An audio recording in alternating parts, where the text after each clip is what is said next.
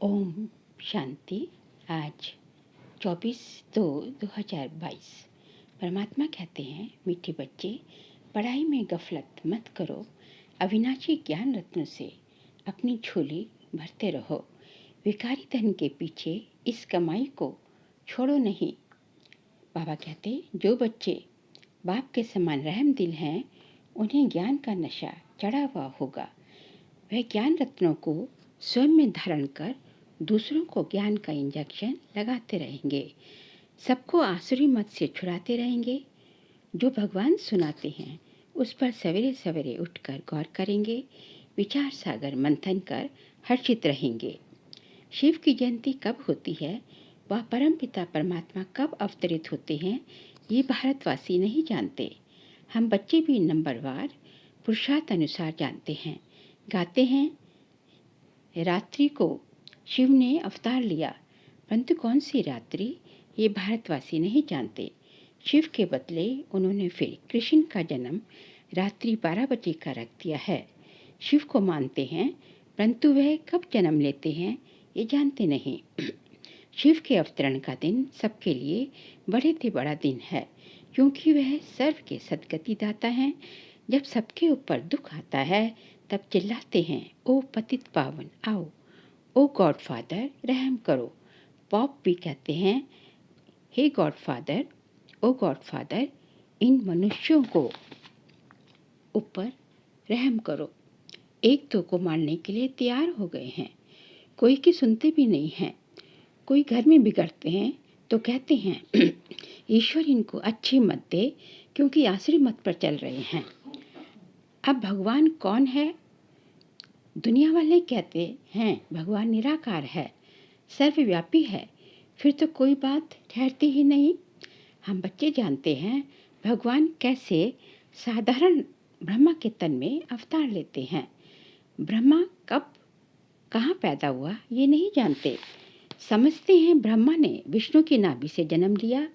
अब नाभि से तो जन्म किसका हो नहीं सकता, पर यह इसलिए कहा जाता है क्योंकि विष्णु अर्थात सतयुग के लक्ष्मी नारायण ही 84 जन्म लेने के बाद अपने अंतिम जन्म में ब्रह्मा बनते हैं। क्या ब्रह्मा द्वारा विष्णु ने सब वेदों का सार सुनाया? पर ब्रह्मा को हाथ में वेद दे दिए हैं, इसलिए ये भी नहीं हो सकता। बाबा कहते, मुख्य बात है अपने को आत्मा समझो और आत्म अभिमानी होकर यहाँ बैठो। हम आत्मा परमपिता परमात्मा से इन कानों द्वारा सुनते हैं। हम आत्माओं के साथ परमपिता परमात्मा वार्तालाप कर रहे हैं। परंतु बच्चे घड़ी घड़ी भूल जाते हैं, जो सबका सदगति दाता ज्ञान का सागर है, वो बैठ बच्चों को पढ़ाते हैं। अगर निश्चय हो कि भगवान पढ़ाते हैं तो ये पढ़ाई 1 सेकंड भी ना छोड़ सके। बाबा कहते, सिर्फ मुझे याद करो, यह एक बात कभी नहीं भूलो, बाकी तो है विस्तार। बाबा समझाते हैं, यह जो वेद शास्त्र पढ़ना, दान पुण्य करना, ये जो भी करते आए हैं, ये भी ड्रामा बना हुआ है। आधा समय ज्ञान अर्थात ब्रह्मा का दिन व आधा समय भक्ति अर्थात ब्रह्मा की रात है।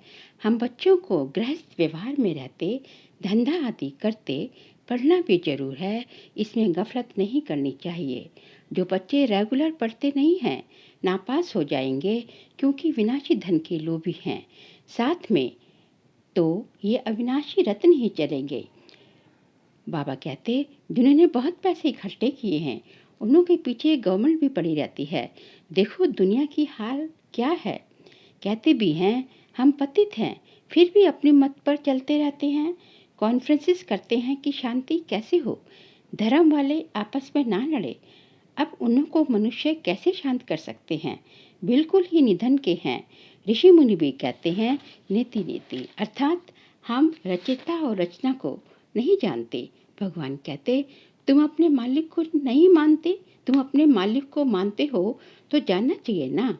भगवान ईश्वर गॉड भिन्न भिन्न नाम रखते हैं, वास्तव में है तो फादर। फादर ना, हम उनके बच्चे ठहरे, माँ बाप और बच्चे। माता पिता से तो जरूर वर्षा मिलना चाहिए। हम परमात्मा की फैमिली है। परम पिता को सर्वव्यापी कहने से फैमिली हो न सके। आज से 5000 वर्ष पहले भी बाप ने वर्षा दिया था। न सिर्फ हमको परंतु सबको देते हैं। हमको जीवन मुक्ति अर्थात स्वर्ग की बादशाही देते हैं, बाकी सबको मुक्ति अर्थात निवान धाम का देते हैं।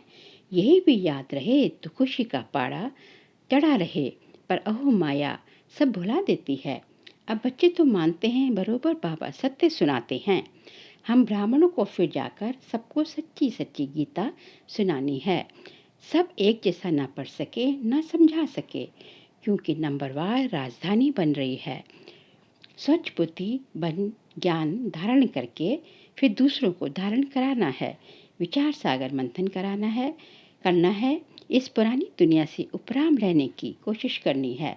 बाप समान रहम दिल बन सबको आसुरी मत से छुड़ाना है। वर्ल्ड की रिलीजियो पॉलिटिकल हिस्ट्री ज्योग्राफी बाप ही समझाते हैं। झाड़ ड्रामा इत्यादि सभी चित्र वास्तव में अंधों के आगे आईना है।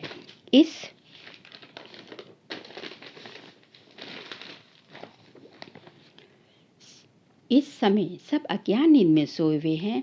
हम बच्चे सबको रूहानी यात्रा पर ले जाते हैं। दिलवाड़ा मंदिर आबू में हमारा जड़ यादगार है। मधुबन चैतन्य है, वहाँ बड़ा गुप्त राज है। जैसे हम गुप्त वैसे मंदिर यादगार भी गुप्त। मंदिर बनाने वाले कुछ नहीं जानते। बाबा कहते प्रदर्शनी में अक्षर बहुत अच्छे होने चाहिए। आदमी आदमी के नब्ज देखकर समझाना चाहिए। हम जानते हैं हम देवता बनने की पढ़ाई पढ़ रहे हैं, परंतु ये दिल दर्पण में देखना चाहिए कि हम राजा रानी बनेंगे या दास दासी व प्रजा। बाबा कहते मधुबन में आकर ऐसा नशा चढ़ा कर जाओ जो फिर सदैव कायम रहे। आज का वरदान है, परिवर्तन शक्ति द्वारा भीति को बिंदी लगाने वाले निर्मल और निर्माण भव। परिवर्तन शक्ति द्वारा पहले अपने स्वरूप का परिवर्तन करो कि मैं शरीर नहीं पर इस शरीर को चलाने वाली चैतन्य शक्ति आत्मा हूँ। फिर स्वभाव का परिवर्तन करो। पुराना स्वभाव ही पुरुषार्थी जीवन में धोखा देता है, तो पुराने स्वभाव अर्थात नेचर का परिवर्तन करो। फिर है संकल्पों का परिवर्तन। व्यर्थ संकल्पों को समर्थ में परिवर्तन कर दो। इस प्रकार परिवर्तन शक्ति द्वारा हर बीती को बिंदी लगा दो तो निर्मल व निर्माण स्वतः बन जाएंगे। आज का स्लोगन है, मस्तक पर स्मृति का तिलक सदा चमकता रहे, यही सच्चे सुहाग की निशानी है। यहाँ स्मृति का तात्पर्य आत्मिक स्मृति से है। ज्ञान का पहला पाठ भी ये है कि मैं कौन, मैं चैतन्य शक्ति आत्मा हूँ, और आखिरी पाठ भी यही है कि मैं कौन सी आत्मा हूँ, अर्थात आत्मा के सातों गुण ज्ञान, सुख, शांति, प्रेम, आनंद, पवित्रता, शक्ति, ये आत्मा में प्रवाहित होनी चाहिए और आत्मा के द्वारा ये आपके व्यक्तित्व में रिफ्लेक्ट करनी चाहिए। और हमारा सच्चा सुहाग अर्थात हमारा परम पिता परमात्मा की भी तो हम बच्चों से यही शुभ आश है ना। अब है कुछ दादियों की पुरानी डायरी से चुने हुए अनमोल रत्न। मनुष्य की वैल्यू शुद्ध बुद्धि व अशुद्ध बुद्धि पर होती है।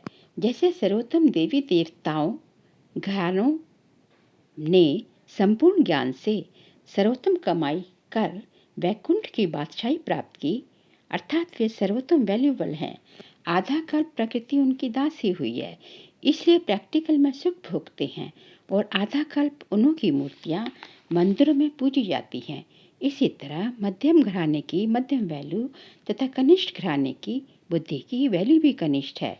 ये तीन संप्रदाय हैं, इन तीनों का मदार सारा बुद्धि पर ही है, इसलिए बहुत तीखी बुद्धि चाहिए। भगवान के महावाक्य हैं कि तेज रफ्तार से बुद्धि योग लगाने वाला साक्षात भगवान का ही स्वरूप है। बाबा अपने देवी बच्चों को वंडरफुल सौगात दहेज में देते हैं। अभी हमें अविनाशी ज्ञान धन की सौगात मिलती है, परंतु उसके बाद सारा श्रृंगारा हुआ गोल्ड वंडरफुल वैकुंठ की वंडरफुल सौगात दहेज में मिलती है, क्योंकि इस पिता का अपने बच्चों पर अति प्रेम है। ऐसे नहीं कि जो ज्ञानी तो आत्मा सर्वोत्तम है उनको देता हूँ। सर्वोत्तम का तो वहाँ वैकुंठ में भी कनेक्शन रहता है, परंतु मध्यम सर्वोत्तम दोनों को ही मिलता है, क्योंकि इस समय देवी बच्चा होने के कारण पिता का हर एक के प्रति एक समान अति प्रेम रहता है।